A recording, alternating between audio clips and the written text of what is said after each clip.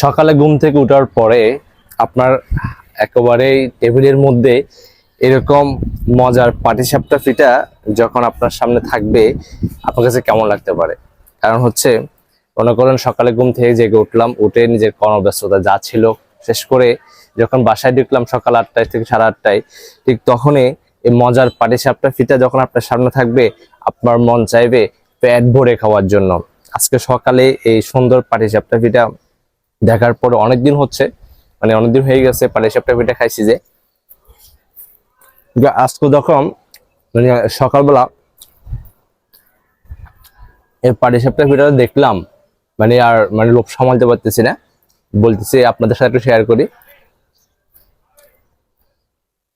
মানে পাটিসাপটা পিঠাটা মানে পছন্দ করে না খুব কম মানুষ আছে, এটা খুব ভালো আর সুন্দর একটা পিঠা, মজার একটা পিঠা এই পিঠাটা, পাটিসাপটা পিঠা।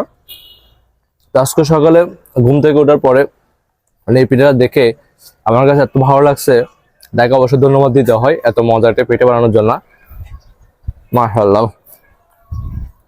আসলে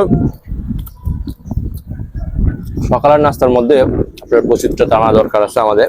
প্রতিদিন আপনি রুটি বা একরকম খাবার খেলে আপনার মুখের রুচিটা নষ্ট হয়ে যায়। তার মাঝে মধ্যে আমাদের বিভিন্ন রকমের পিঠা বানিয়ে মুখের মুখের রুচি পরিবর্তন করা দরকার।